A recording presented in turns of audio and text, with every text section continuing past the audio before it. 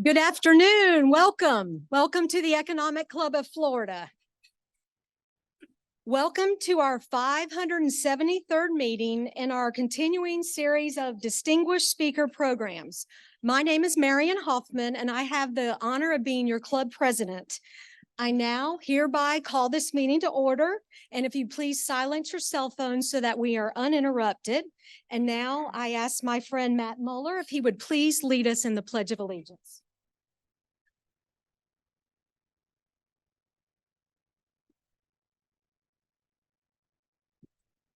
I pledge allegiance to the flag of the United States of America and to the republic for which it stands, one nation, under God, indivisible, with liberty and justice for all. Thank you, Matt. We appreciate that.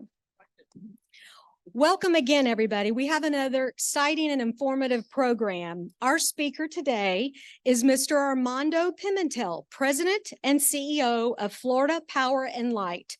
FP&L is a subsidiary of NextEra Energy, the largest investor-owned utility in the nation, serving more customers and selling more power than any other utility. And our ECF chairman, Mr. Lowe Bilby with Greenberg Traurig, will be introducing Mr. Pimentel in just a few moments. But just a quick couple reminders. Our next event will be held on Tuesday, November 14th. And for the first time ever, it will be at the AC Hotel in Tallahassee. And it will feature Miss Angela Suggs, who's president and CEO of the Florida Sports Foundation. This is a nonprofit official sports promotion and development organization for the state of Florida.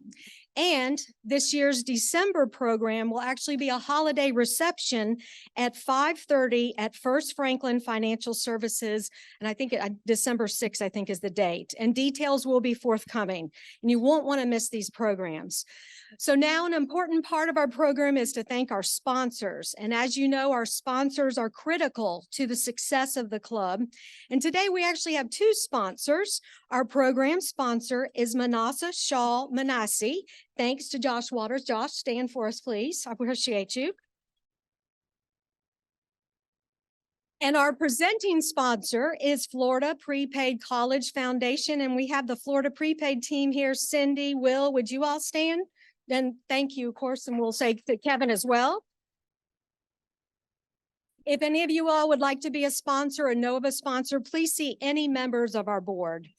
And now we want to thank our trustees. Our trustees pay a little premium to be members of the club, and they help us financially, and they get exclusive benefits, things like having a one-on-one reception with our speaker before the program. So if you are a trustee, would you stand so we can properly thank you, please?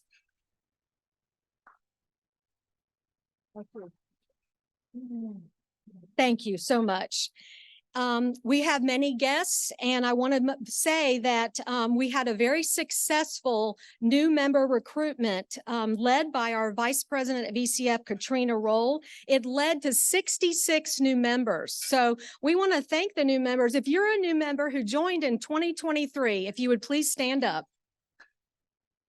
Come on, we got a few. There you go. Excellent. Okay, and we have a special guest today, and I'm going to ask him to please stand also. I want to personally thank Palmer Proctor. He's a Tallahassee native, and he's president of Ameris Bank, based in Atlanta, and he's here today with Alex Milton and a few of his family members, Katie and Colin. Katie, stand up as well. So this is the Proctor family. So, and thank you, Ameris Bank. And then finally, let's just go through. We have a few guests. If you have a guest at your table, would you raise your hand so you can be recognized and introduce your guest, please? Okay, stand up and introduce yourself. Thank you. Please. Excellent.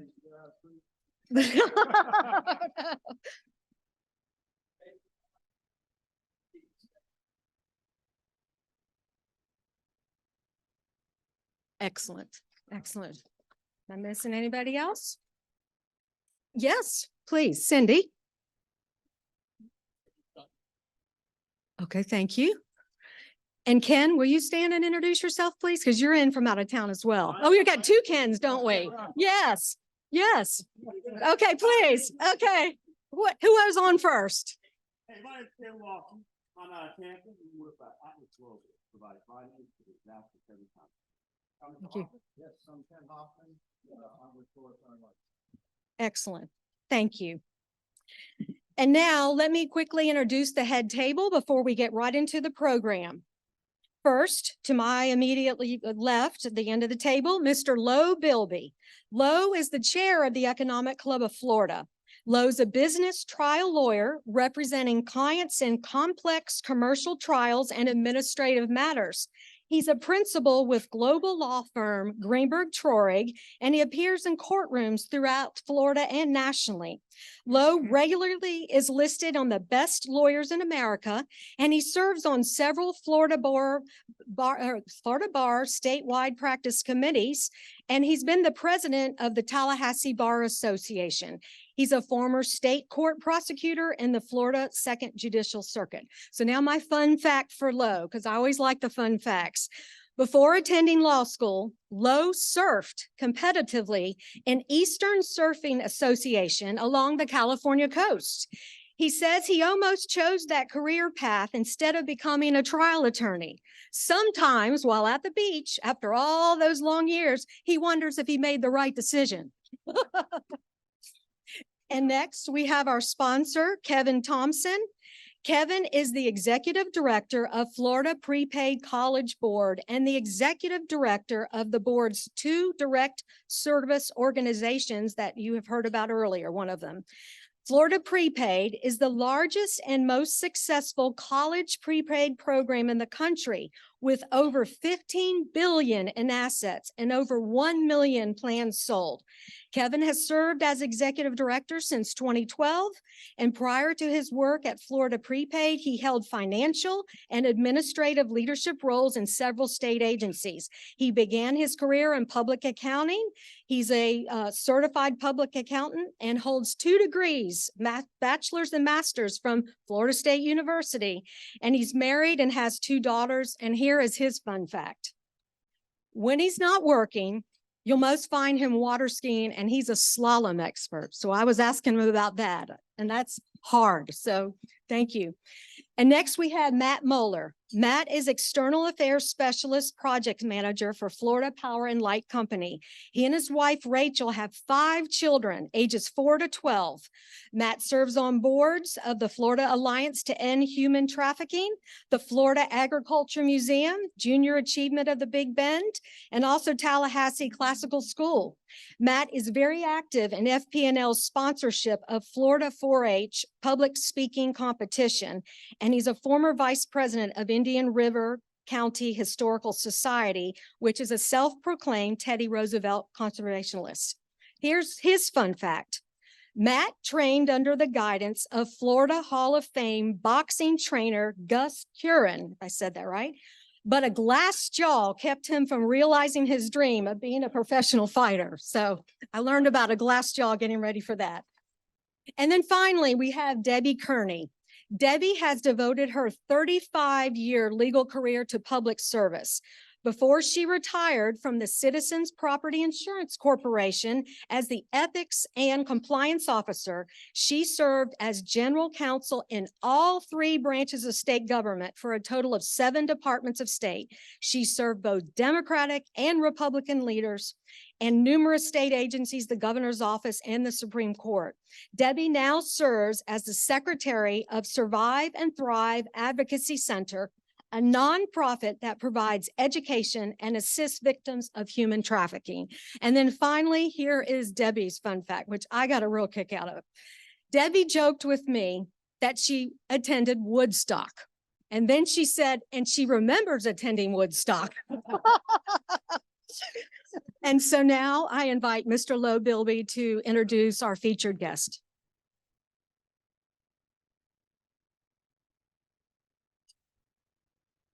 Thank you, Marion. It is my pleasure as chair of the Economic Club of Florida to introduce and to welcome Armando Pimentel, the president and chief executive officer of Florida Power and Light, FPL. As you know, FPL is a subsidiary of Next Era Energy, Inc., and the largest investor-owned electric utility in the nation.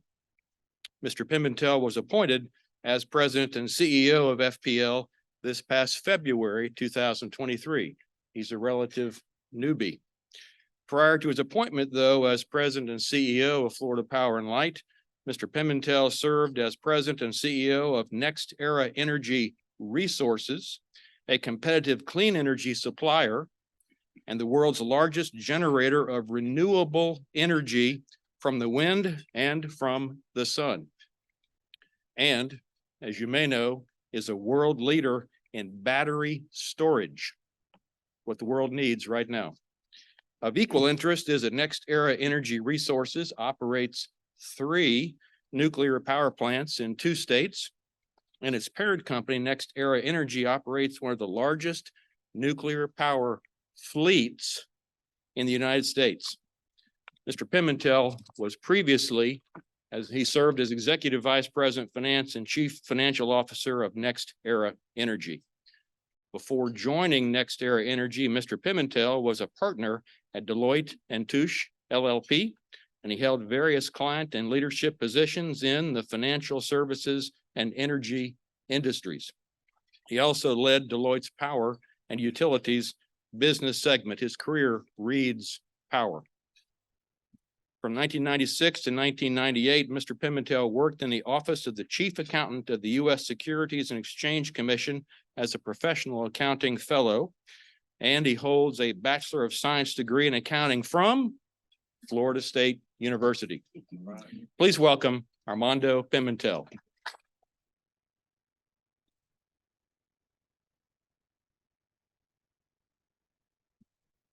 Thank you. I always love getting folks to recognize you and clap before you actually speak. I've never really understood that, right? Because sometimes, hopefully this will not be the case today, but sometimes afterwards you're like, yeah, I don't know, I really didn't like that, right? And then the ovation afterwards is not as strong. So we'll see how I do. So I've got a brief presentation. I'm going to go through it. I'll go through it rather quickly. I want to leave some time for questions, whatever questions that you might have after the presentation. So the first thing I think is, if you can see these slides, there's one on the left and one on the right. What's happening in Florida today is a tribute to many of the economic forums that have been around in Florida, including yourselves, for a very, very long time, right?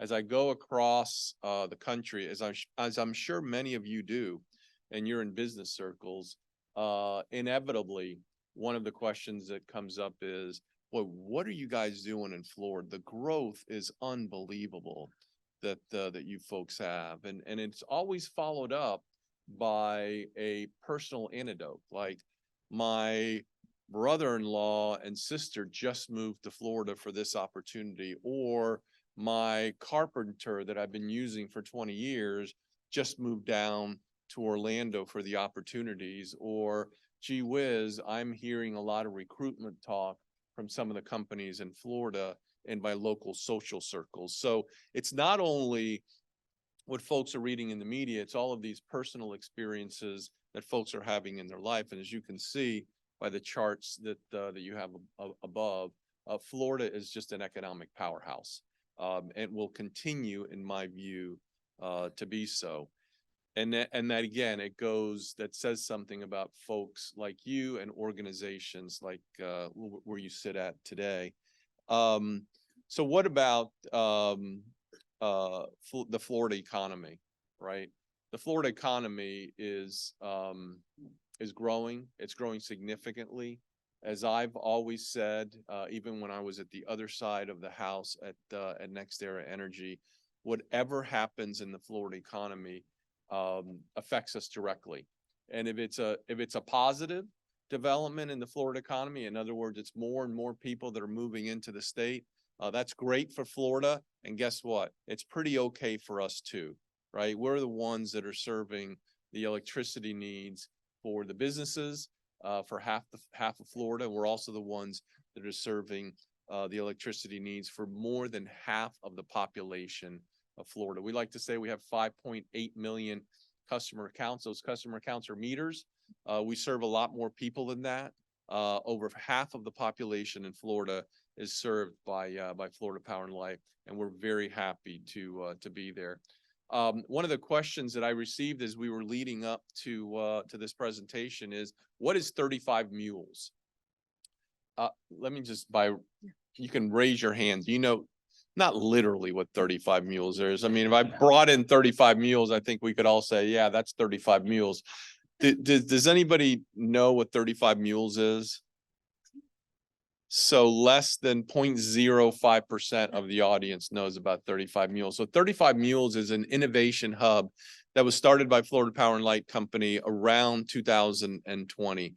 There are many innovation hubs in Florida. There are many innovation hubs across the US that get folks together and give those folks an experience where they can grow. They can grow the opportunity. They can grow their idea. We and others provide them not only senior leadership, we provide them a little bit of money. We kind of guide them in the right direction to make sure that they can understand how to raise money for their venture and make them think, not make them, allow them to think much broader in terms of bringing a product out to the market. It's been very successful. We've had what we call two cohorts already that have come through the process, and it ranges from about 8 to 10 companies that come in. They'll stay 12 to 18 months. And we will give them the space, we'll give them a little bit of money, we'll give them the experience, we will allow them to talk to all of our experts inside of the organization. And hopefully by the time they come out, they've got a product or an idea that they can actually sell in the market. We've got one here, it's called Sustainabase, which is a graduate of the 35 Mules program, a company down in West Palm Beach that actually took their product and is being very successful with it. It is a terrific program. If you've never been to an innovation hub and you have the opportunity to go, it's breathtaking, right? You'll have all of these CEOs and think of, many of you, I'm sure, have young children, or what I think of to be as young, right? And you have some CEOs of these companies that could be 18, 19 years old. You have some of these CEOs of these companies that could be 72 years old. And they will blow you away with the ideas that they have, and they are trying to make sure that they have an opportunity to get out into the world and sell their product. They are amazing. Now, do they all work? No, of course they don't all work, right? I mean, a lot of things have to line up to make sure that they work, but the ideas are solid ideas. We don't take just any 8 or 10. There are hundreds of applications that are submitted every year to try to get into our 35 Mules program. And we select what we believe are those that have the best chance based on the resources that we can provide them to succeed. It's an amazing, amazing program. Why 35 Mules? Why the name 35 Mules? So Florida Power and Light Company started in the Miami area. It wasn't selling electricity 98 years ago. It was selling ice. That the company actually got started by buying what we call ice trailers or ice carts, right? You would move ice from one location to the other to keep things cool. So in that first transaction, we bought 3 things. We bought a bunch of ice trailers. We bought a sponge boat, a sponging boat. I have no idea whatever happened to that sponging boat. It would be really nice to have nowadays. And we bought exactly 35 mules to move our trailers around. So I don't know whoever came up with that a couple of years ago. If any of you have ever been in the business of trying to find a name for something new, it's like really, really hard, right? So I'm sure we didn't hire a consultant for that. Somebody just kind of walked in and say, hey, what about this picture on the wall? It has a bunch of mules. And oh, there you go. So that's our 35 Mules program. At Florida Power and Light, again, I talked about we cover over half of the state.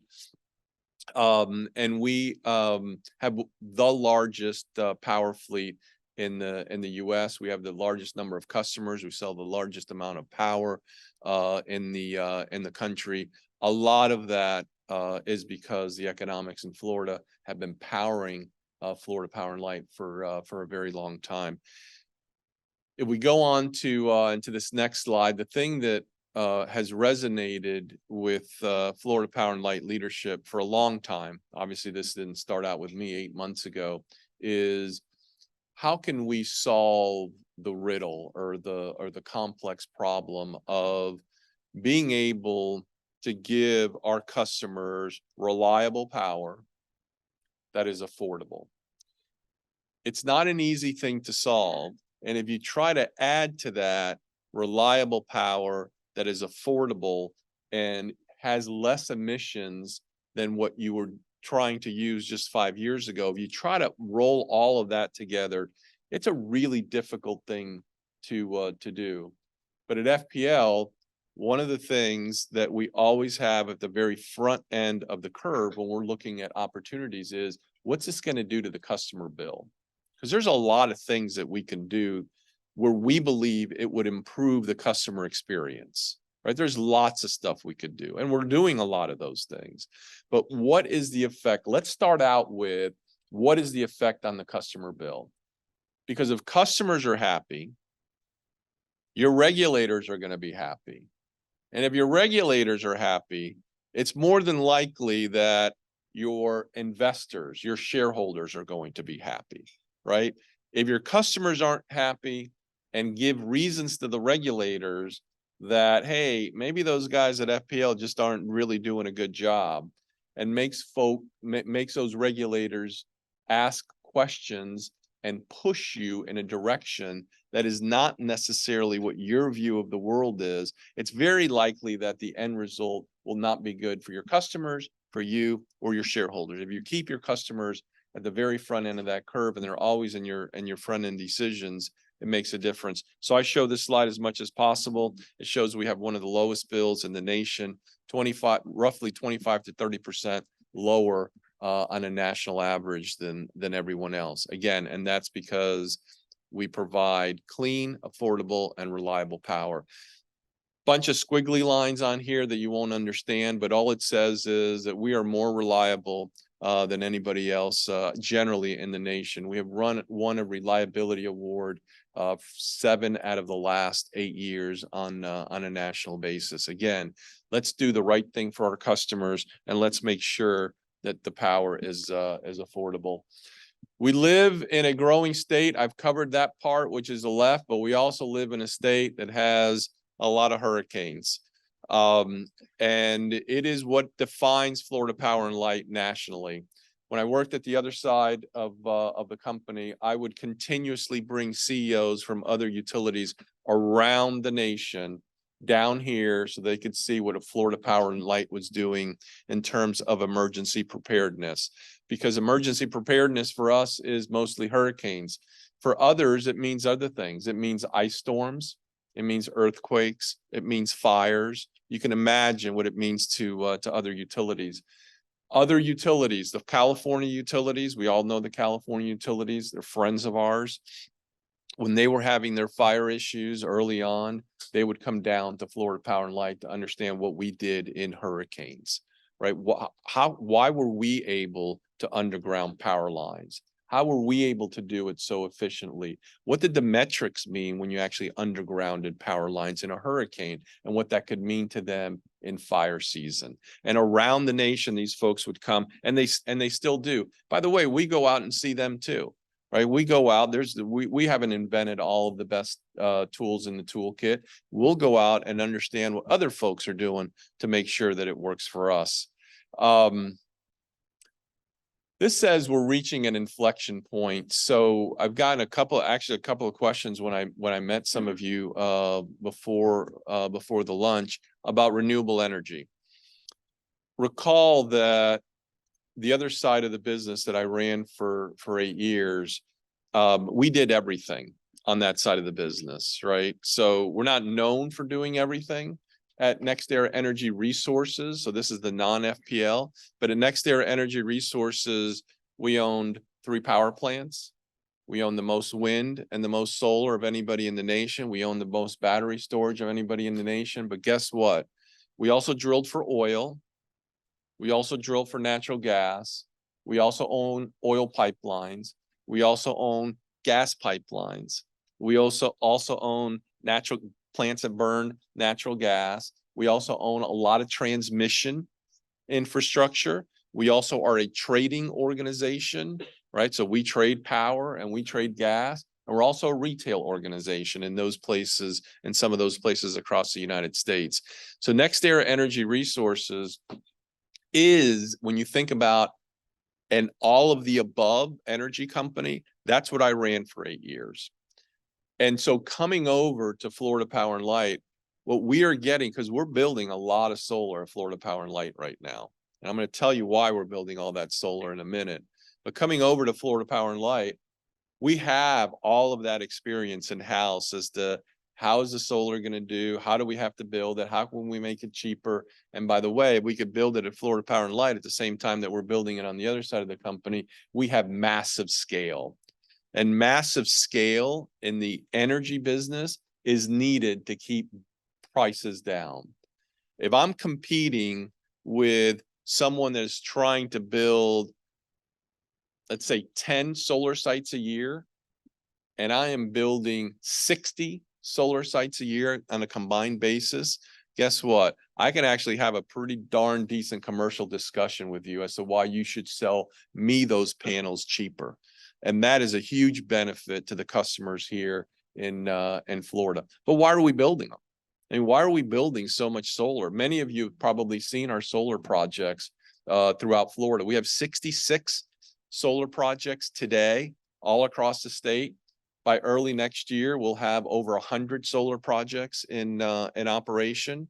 We're building them because they save money for our customers.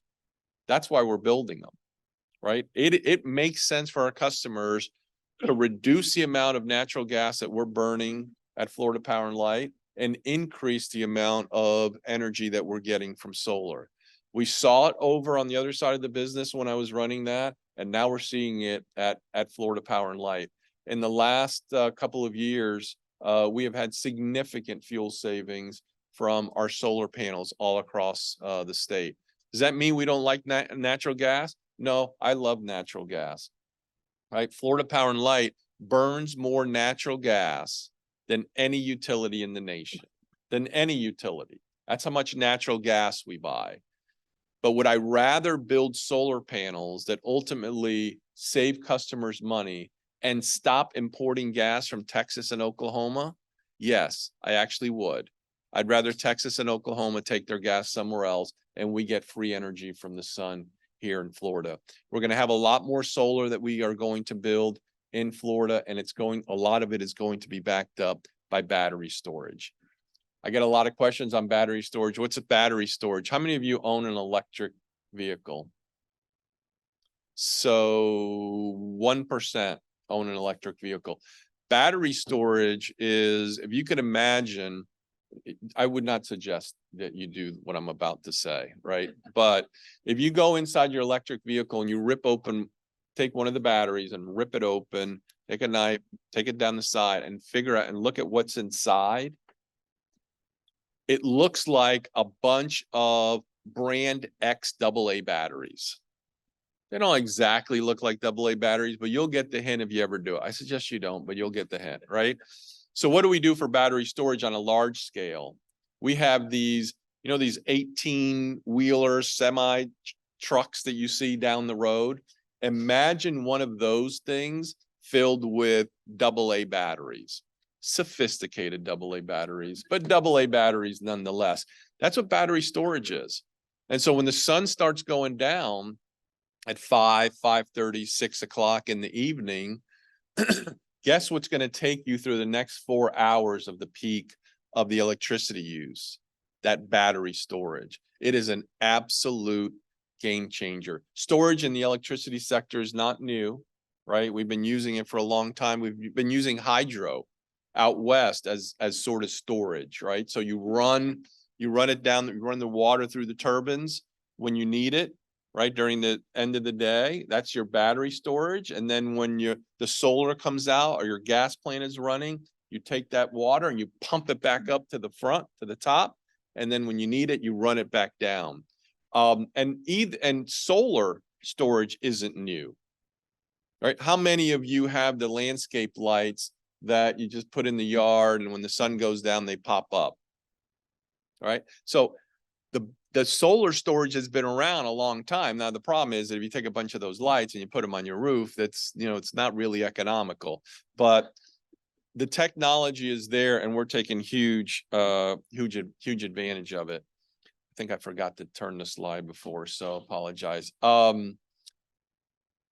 So what are the challenges for us in Florida? I think I've mentioned all of these. Growth is a big challenge in Florida. For those of you that have not been to South Florida, in particular Miami, in the last couple of years, you will be amazed about what's going on in Miami. First, you'll probably be amazed by the traffic. But second, you will be amazed by the cranes and the buildings that are going up in Miami. For those of you that haven't been to Orlando recently, how many of you have been to Orlando recently? How many of you familiar with 417, right? Okay, well, 417 did not exist that long ago, right?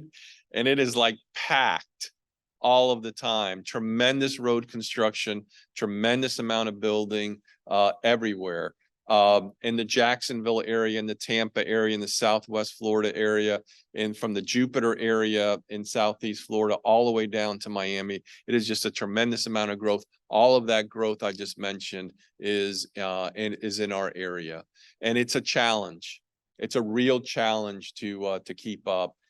Hurricanes are a real challenge. They're not, they're getting, and I'm not going to debate why, it's just a fact.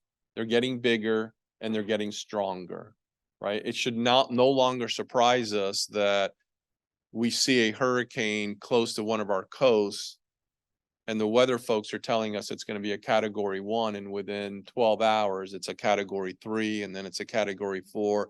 Look what just happened with Hurricane Idalia, right? Last month, it was a category 1.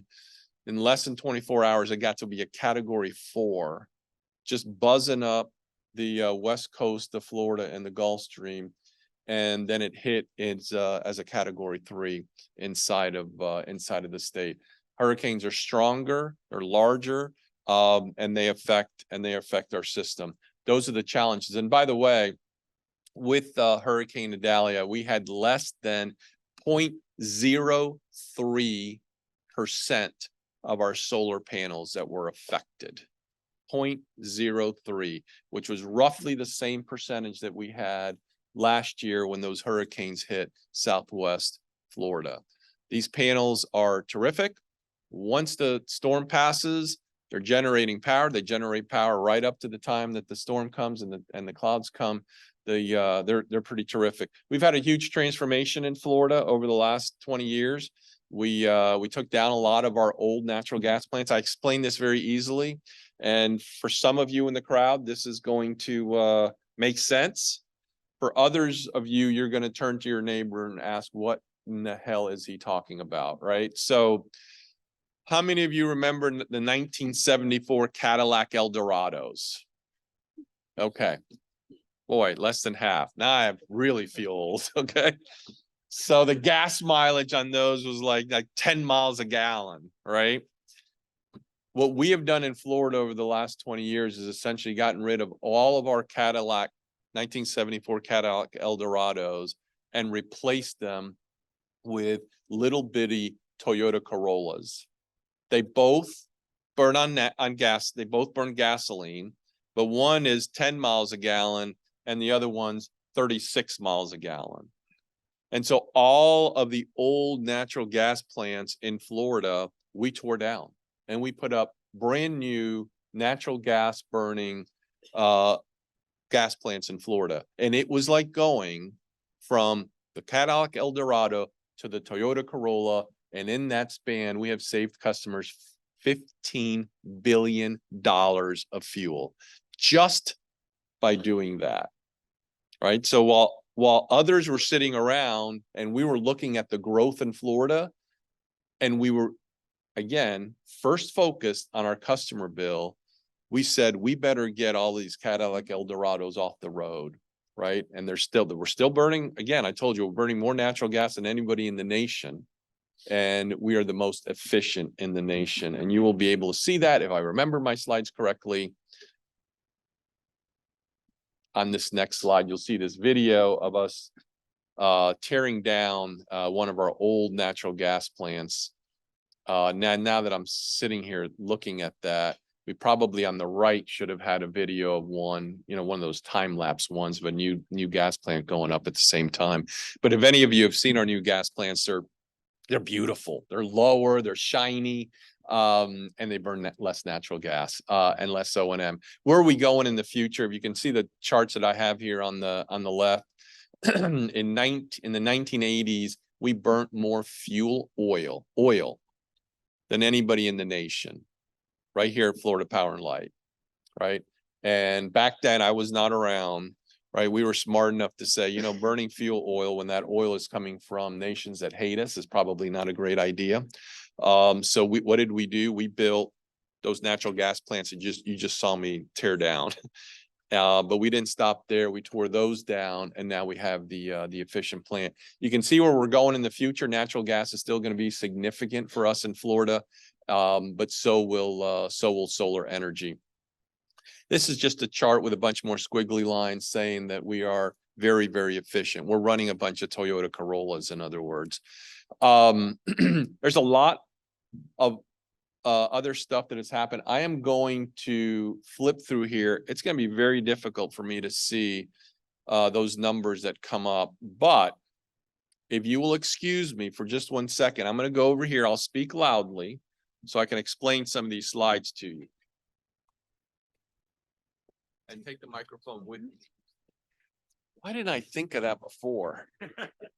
All right, that works. So I said, that we were changing, and how are we changing to meet the growth of Florida? So if you look at the numbers here on the left, those are the numbers from 2004, 2005. As I flip the slides, there'll be the numbers for 2023. So in 2004, 2005, we had 13% of our lines. So all of those overhead lines that you see that were what we call hardened. What does hardened mean? Imagine, if you will, well, actually, we can imagine it right here. You see these two pillars right here? Just assume that those are two power poles in the ground, right? When we harden a line, we put a pillar right in the middle there. So now you've got a much stronger set of lines for both wind, rain, and anything else that might come in. So that's what I talk about hardened. So we had 13% of our lines hardened in 2004, 2005. We're up to 77% now. And it makes a huge difference. A huge difference. Hurricane Ian last year in Southwest Florida. And many of you saw the devastation, and many of you, unfortunately, may have been in that devastation.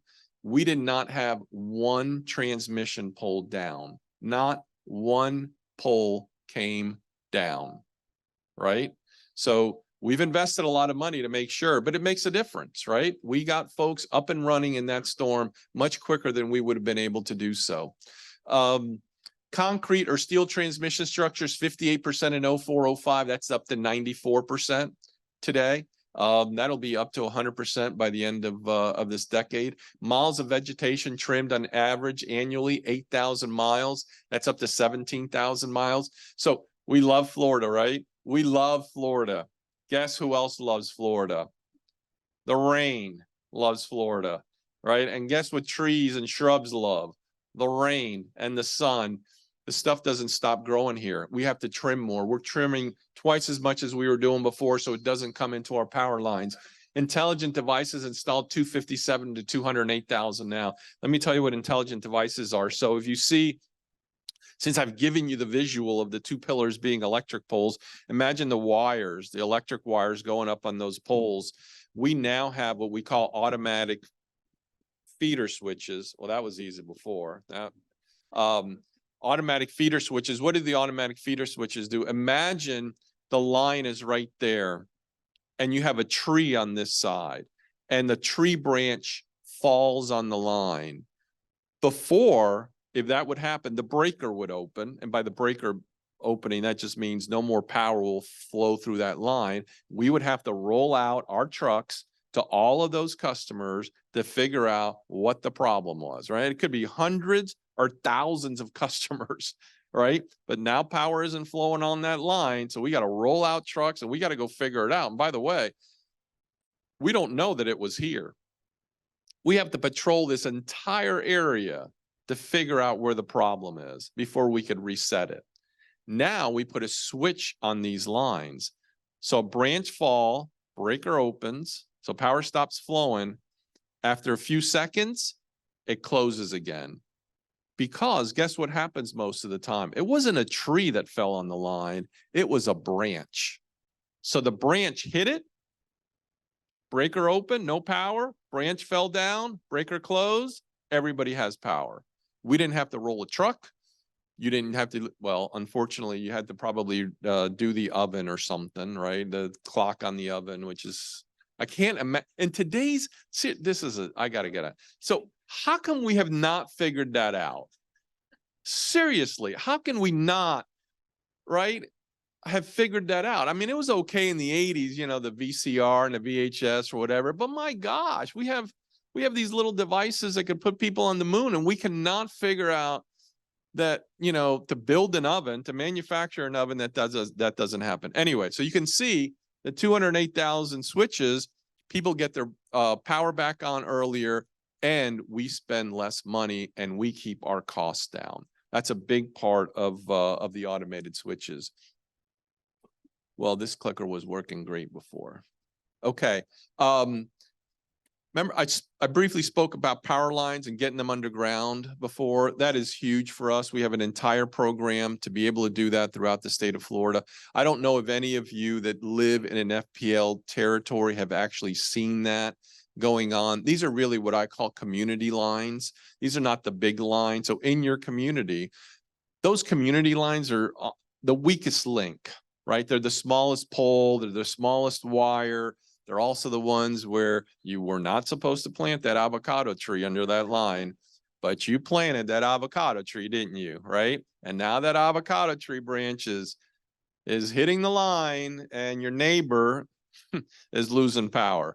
Not you maybe, but your neighbor is. So the more we can get those community lines underground, the better. We've got a giant program to be able to do that. Is it costly to do that? Yes, it is costly to do that. So we have to be judicious, right? And what we can bury underground. But I can tell you that after a hurricane, having these community lines underground, or in the afternoon thunderstorms that we get here in Florida, having all of that underground is huge. And now when somebody plants the avocado tree, you don't also have to worry about that branch hitting those wires every other day. It is a huge investment that we are making in Florida, but we are making it only because ultimately it saves customers money. We are not doing it. We would not do it if it did not save customers money. So we're really happy with that program. So we're back to solar. Look, this says that you may have seen some of our plants on I-10. I would imagine a lot of you have seen our plants. Maybe you don't know that there are plants. They're saving our customers a lot of money. We're putting them in places that are not close to where people are at this point, which is really helpful. I could go around this room and I could ask a question. I could probably get 98% of you to agree with me, right? I could say, look, I have a new power source. It's pretty much zero cost. It doesn't have any emissions. It'll stay on during a hurricane. You know, what do you guys think? I could probably get 98% of the room to agree with me, right? But then I'd have to say, great. It's just that I need the transmission line to go through your house. And now I've got nobody agreeing with me. And that's a real issue today in building both generation assets and transmission assets. So it's important for us to continue to find places to be able to build these assets that are not necessarily that close to people. And you can do that with solar very, very easily. You don't have to, for example, be right next to a gas pipeline. All right, we have 3 gas pipelines that come into Florida. If you want to build a new natural gas plant, you got to be fairly close to one of those natural gas pipelines, or it's going to be really costly. So those are the 2 solar centers. I've talked about those. Something else that we're doing, which is kind of exciting, is hydrogen. So many of you have probably heard about hydrogen. I know all of you have heard about H2O, right? Everybody knows H2O is, right?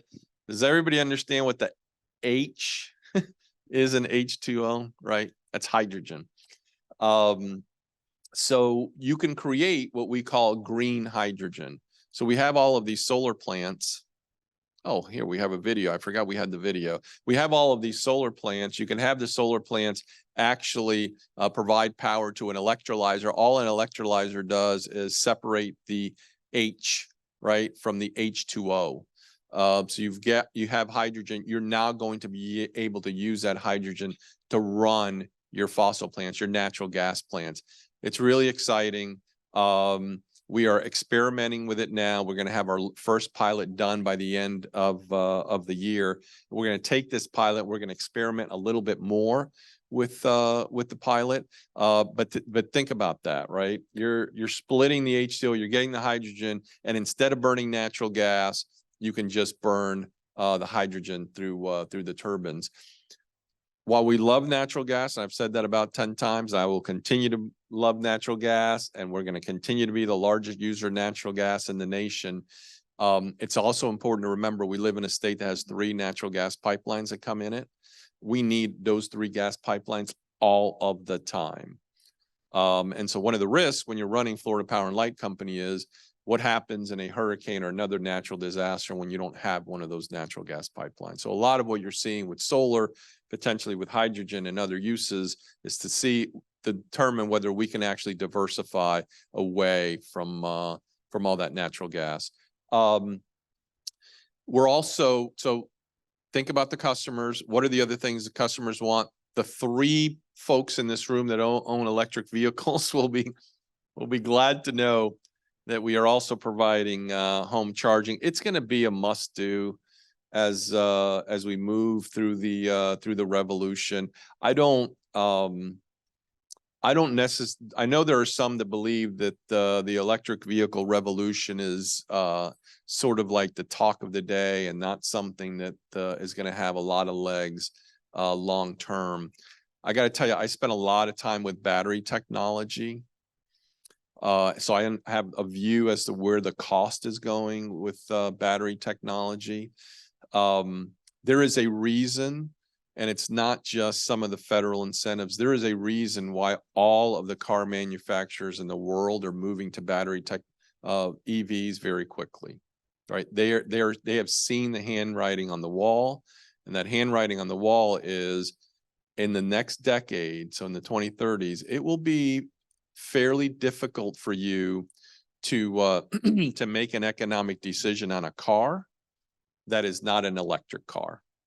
It's going to be difficult, right? We're not seeing it now. We're not going to see it for the rest of this decade. You're going to see a bunch of electric cars and so on. But as it rolls on and you're sitting here in the 2035, 36, 37, you may very well be sitting at the lot and saying, like you're sitting here today at the lot saying, do I really want to pay a 10% premium for the electric car? You're going to be saying, do I really want to pay a 10% premium for a gasoline car? Right. And that's going to be the economic revolution that's really going to move this. There's our 35 mules. I've talked about our 35 mules. That's one of them. So there was only 34 others that did not get in the picture. And then I will open it up for any questions that you might have. Yes. I'm going to first invite Mr. Kevin Thompson to dovetail on his remarks, and then we're going to open for questions. So if you would, please, Okay. with Florida Prepaid. Okay, well, we're going to switch gears then just a little bit and kind of recognize FPL, but we can do that. So listen, we've heard Mr. Pimentel. or Armando's, I've got to know him, talk about how they provide power for utilities. What I want you to know is they also provide power for more than just utilities. They power college scholarships for some of the most impoverished zip codes in the state of Florida. And they do that in a very smart and strategic way that some of the rest of you out here, businesses, may want to consider also. For every dollar they spend on a college scholarship, they get it matched dollar for dollar. They double their investment. That's smart business. There's a reason he's the CEO, right? So how do they do that? You're wondering, how do they do that? Ben's over here looking at me. How in the world do they do that? Well, that's where Florida Prepaid comes in. That's where we get involved. What you may not know, most people know Florida Prepaid because we help families save for college. What you may not know is that we also have a foundation that awards college scholarships to individuals. And our key value proposition is that we match businesses dollar for dollar for college scholarships. This foundation's been in existence for 30 years. We've awarded over 50,000 scholarships. More than 30,000 kids have gone to college from scholarships from our foundation. Our newest program, may have heard about it, is called Path to Prosperity. It's a joint effort between us and the Florida Chamber. We're trying to get college scholarships into certain zip codes, targeted zip codes in the state of Florida. They've done some research. They know where the most poverty is in Florida, and we're trying to get more scholarships into those areas. Our goal is to raise $10 million to do that. And we're going to match, the foundation will match that $10 million. So $10 million in private money, we'll match it, turns into $20 million. We can buy a lot of college scholarships. I want to thank Florida Power and Light. And that's the reason why we're here today. One of the reasons why we're here today, because they stepped up in a big, big way here recently. And they donated $2.1 million to the Path to Prosperity initiative. So their donation, you match it with foundation dollars. That's $4.2 million. We're going to buy over 1,000 scholarships to put in certain zip codes in Florida that need it the most. So what I leave you with, and then we'll turn it back over to all of your questions, is if you're a business that you are doing scholarships or you are thinking about doing college scholarships, come see us at the Florida Prepaid College Foundation. We can make your dollars go farther. We can double them. We're all numbers people, a lot of numbers people in this room. Double your money's not too bad. Come see us. We can help you out. Okay, now we have time for a few questions and we'll bring you back up if we could, please. Can you give me an idea of what your breakdown is, solar, nat gas, sources of energy, what percentage comes from each of those sources? And then I have another question about EVs. Okay, so I've got a slide here. I flipped through it quickly.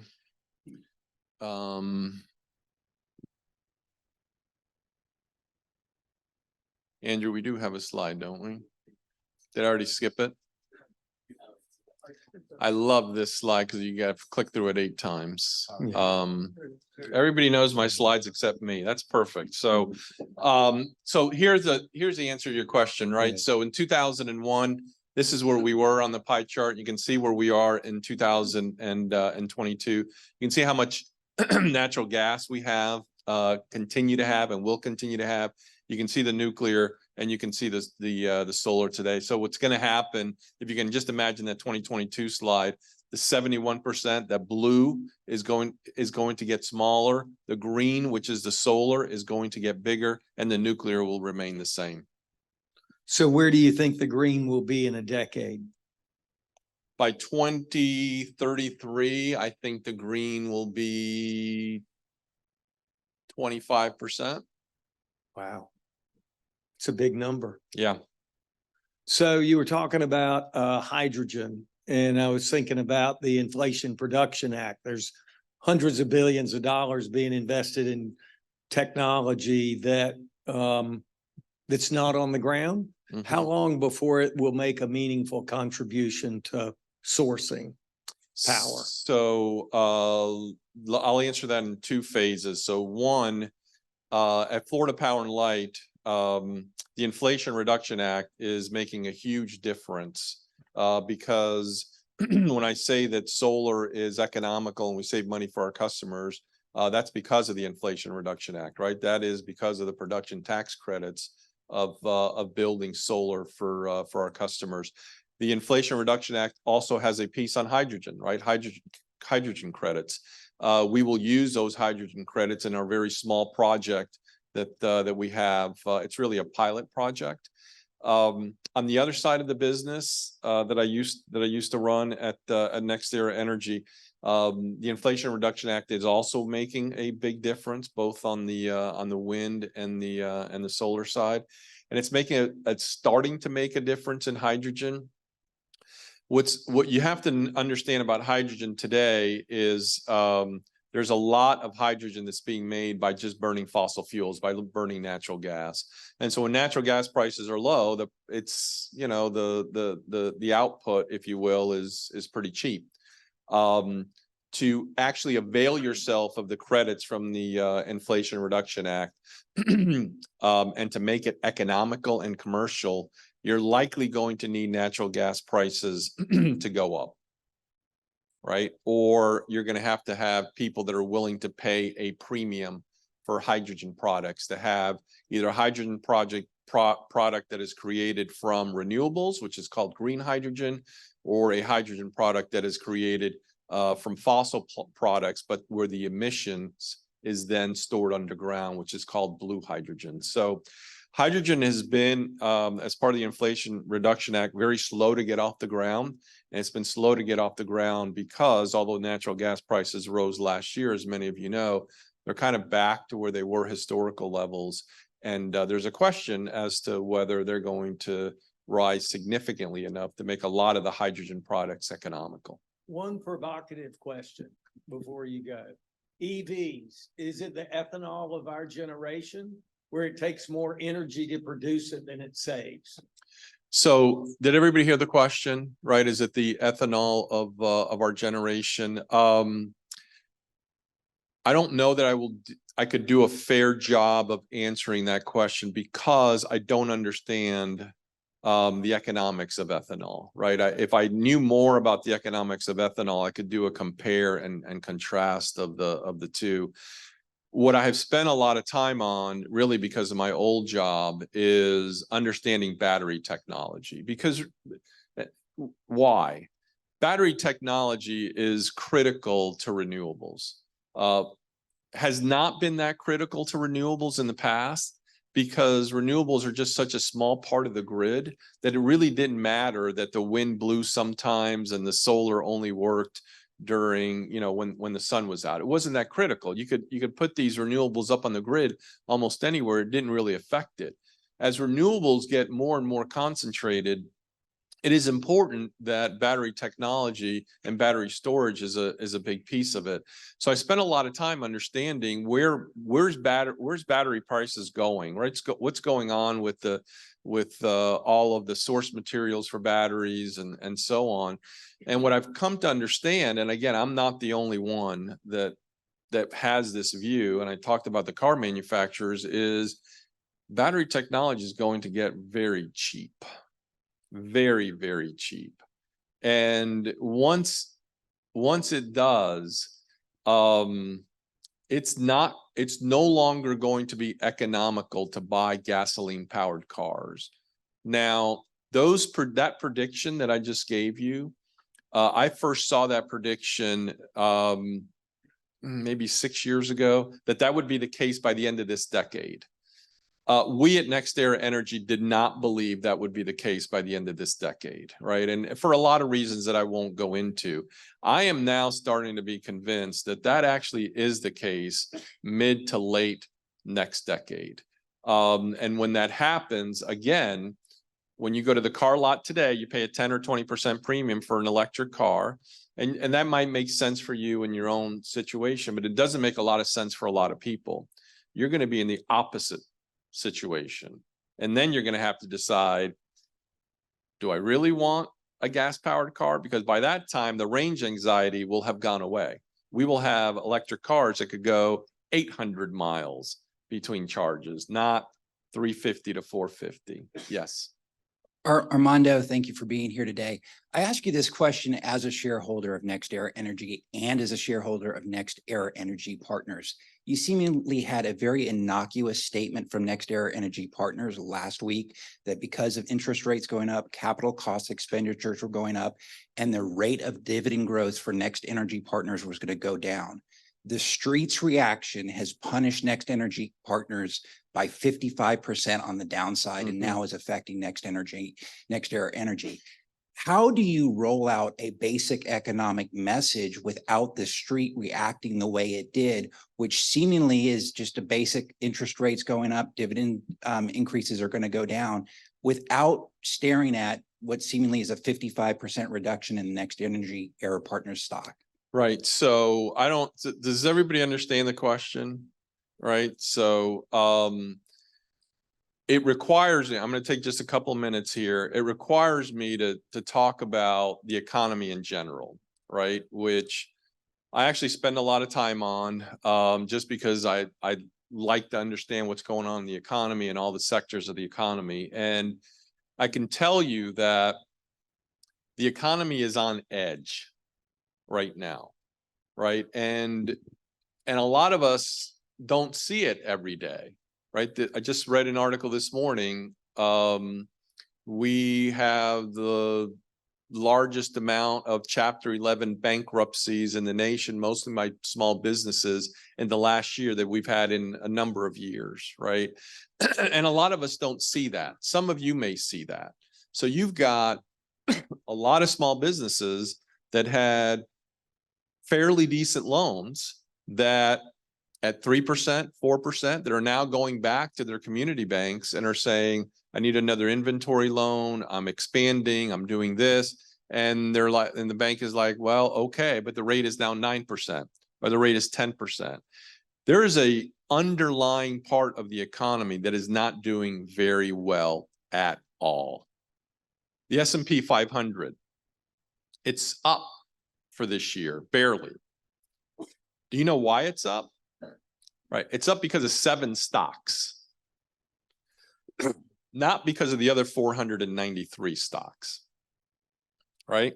So we don't focus on that. There's not enough detail that's provided to us. What has actually happened during the last 18 months? So these increases in Fed rates, right, which some of us see, some of us read about, are absolutely significantly affecting business. I know it's affecting many of you. It's affecting everyone in our industry.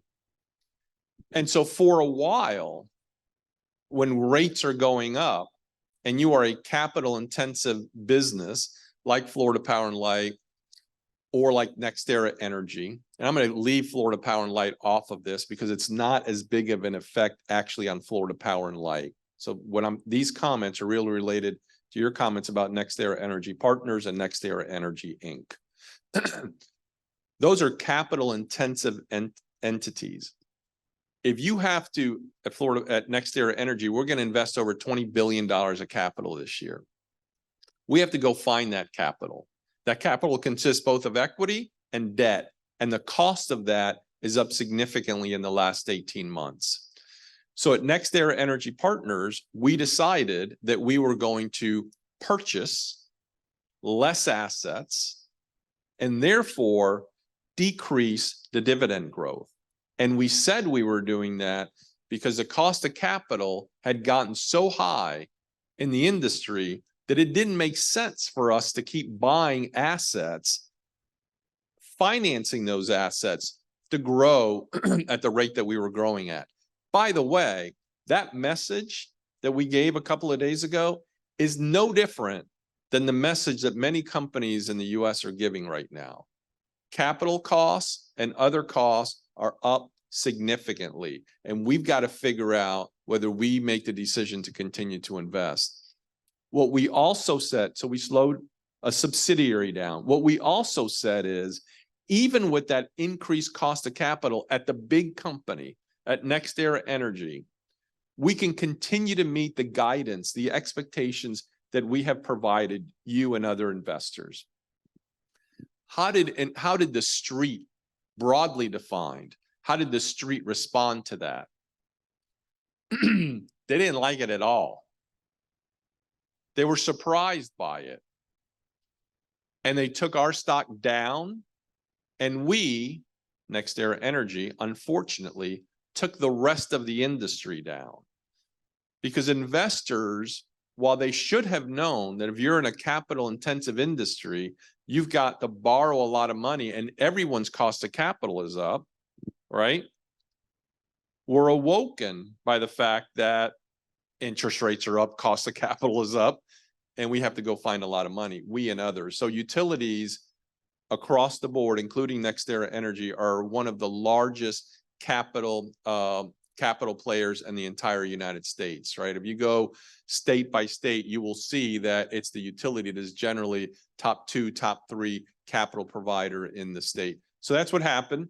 I can tell you the fundamental business on both sides is still very strong and it's still very good, but the market is kind of scratching their head saying, I'm not sure what to do with this cost of capital increase and what it means. So it's going to take some time, in my view, for the street and analysts and investors to understand that the fundamental businesses are still good and this cost of capital thing is hopefully temporary. Thank you. Last question. Great. Thanks, Armando. I'm Dave Micah. Spent my adult life in the energy industry and also pretty much a Floridian. My family got here just after I was born. And what I watched is Florida Power and Light be a driving force to make my state great. Just incredible economic development. And I want to thank you for an energy presentation that is one of the best I've ever heard.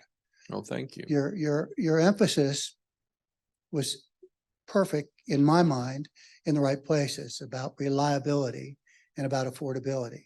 And most people don't understand the balance associated with those kind of things. And I've watched the investments that your company has made. The legacy of leadership that preceded you in the company is pretty remarkable.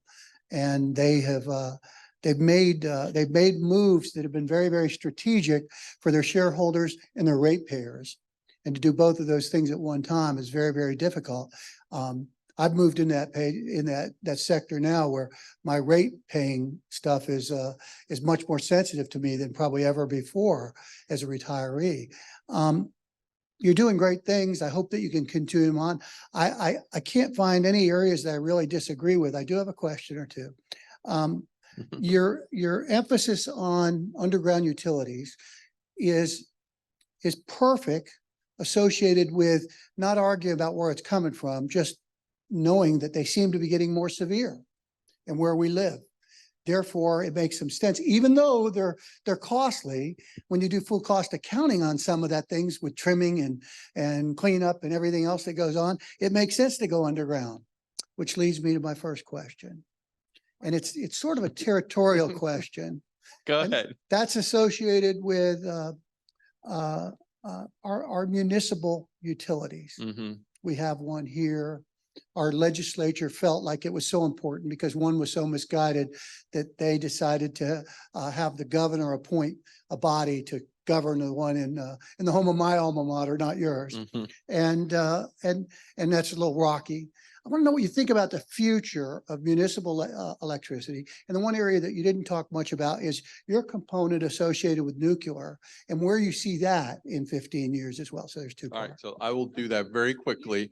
So I think munis and co-ops are here to stay. Each one of them have issues and opportunities that are unique to them.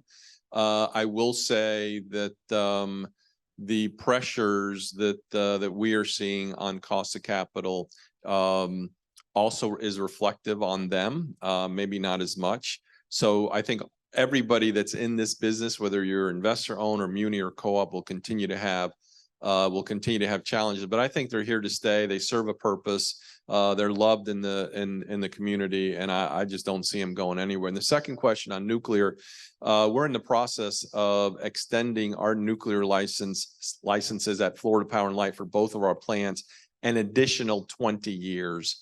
So operating those through, trying to remember, the 2050s and 2060s. It's cheap, it's reliable, it's terrific power. And by the way, they're sited in the right place. It'd be impossible for us to cite anything else where they're at. So thank you very much. Appreciate it. Have a great afternoon. Excellent job. Stay with us for, and Kevin, would you join me up here for a second, please? And help me present on behalf of the Economic Club of Florida. We say thank you. You were great and we learned a lot. So thank you.